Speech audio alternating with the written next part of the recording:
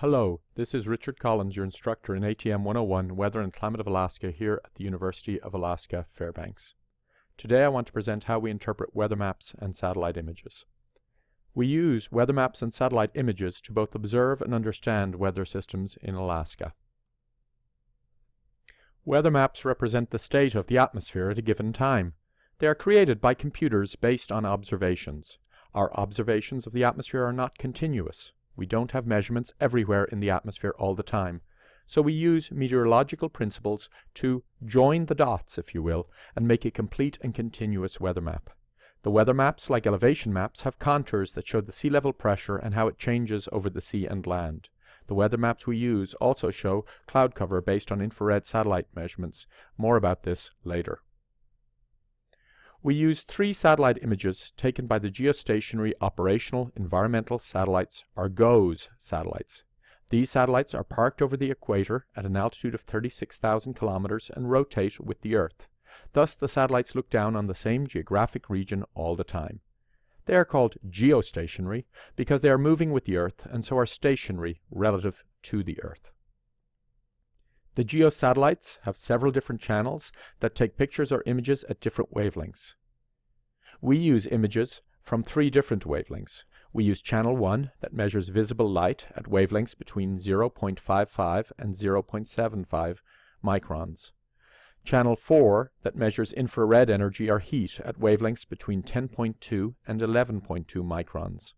And channel 3 that measures infrared energy or heat at wavelengths between 6.5 and 7.0 microns. Before we look at the maps and satellite images individually, let's look at them all together. Here are the maps and images for Thursday, the 19th of January, 2017. The weather map in the upper left stretches from Siberia in the west across Alaska to Canada in the east, and from the Arctic Ocean in the north to the Gulf of Alaska in the south. The map includes both weather symbols and an overlay of cloud cover based on the infrared satellite image. The image in the upper right is the visible satellite image. This is the image of the sunlight reflected from the clouds and Earth, and is what we would see from space with our eyes. We see there is a sharp white line across the image. This line marks the boundary of where the satellite can see the Earth. To the south and east of this line, the sun is high enough in the sky for the satellite to get a good image. To the north and west of this line, it is too dark for the satellite to get a good image. The image in the lower left is the infrared image that shows the heat emitted from the Earth. Warmer regions emit more infraradiation, and these regions are colored darker. Cooler regions emit less infrared radiation, and these regions are colored brighter. Thus, the darker regions are warmer than the brighter regions. The image in the lower right is also an infrared image. In this case, the wavelength is chosen to match the properties of water vapor. In humid regions, there is more water vapor, more heat is emitted, and the region is colored blue. In drier regions, there is less water vapor, less heat is emitted, and the region is colored gray. The white colors indicate regions with intermediate amounts of water vapor. We start with the weather map. We first discuss the map. See the high and low pressure systems labeled with H and L. The highs and lows are marked with their central pressure values. We see a high pressure system over the eastern interior with a central pressure of 1008 millibars. The arrows show that the winds rotate clockwise around the highs and counterclockwise around the lows. Around the highs and lows, we also see a pattern of contours. The contours are plotted every 4 millibars.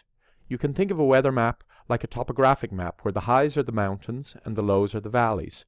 The map also shows fronts. In this case, there is a cold front over the Alaska Peninsula associated with the 984 millibar low in Bristol Bay. The cold front, with its arrows pointing east, represents the boundary of a cold air mass that is moving eastward with the low from the Bering Sea toward the Gulf of Alaska. We now discuss the cloud shading. The shading is based on an infrared image. Where there are no clouds, we can see the surface of the map, the blue water of the sea in this case, and a small break in the clouds on the eastern edge of the map over Canada.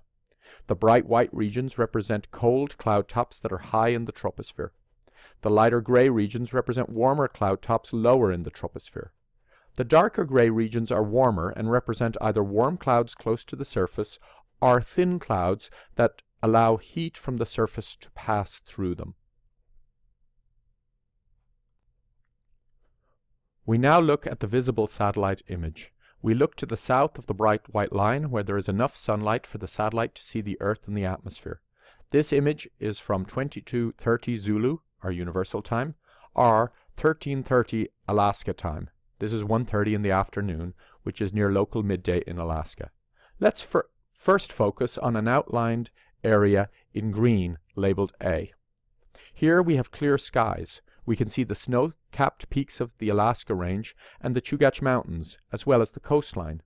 When we watch a movie of images, we see that these geographic features stay fixed as the clouds move, and this is one way of separating mountain tops and geographic features from clouds in satellite images.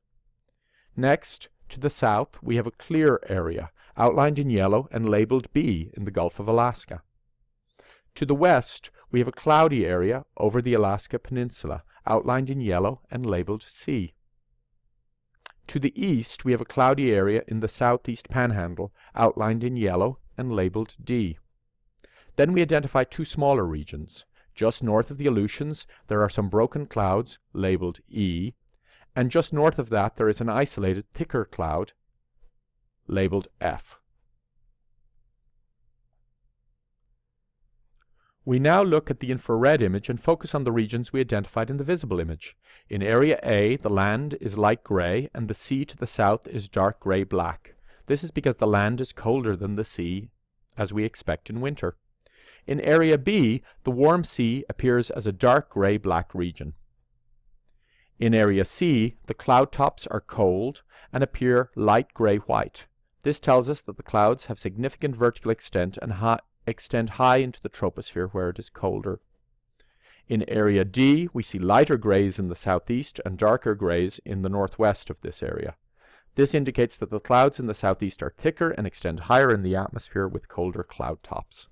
The clouds in the northwest are thinner and don't extend as high in the atmosphere and have warmer cloud tops. In area E, the broken clouds appear dark gray, indicating that the heat from the warm seas is passing through the broken cloud layer. Finally, in area F, we see the cloud appears light gray, indicating that it is an isolated thick cloud with a cold cloud top.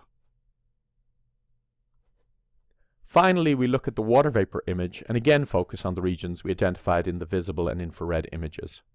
In area A, where the sky is relatively clear, the humidity is low and appears light blue, white, and gray. There is drier air appearing gray in the southeast and wetter air appearing blue in the northwest. In area B, the clear area over the ocean, the humidity is again relatively low and is shaded light blue, white, and gray. In area C, we see the highest humidity that is shaded dark blue. In area D, we see higher humidity, shaded light blue, associated with the thicker clouds with colder cloud tops. In area E, we see low humidity, shaded white, associated with the thin broken clouds. In area F, we see that the isolated thick cold cloud has high humidity, shaded dark blue. Combining the three satellite images, we see that the clouds over the Alaska Peninsula associated with the 984 millibar low-pressure system are thick, deep, and wet. Going back to the weather map, it is not surprising that it is the clouds in this area that produce precipitation, and this is where the snowfall is indicated on the weather map.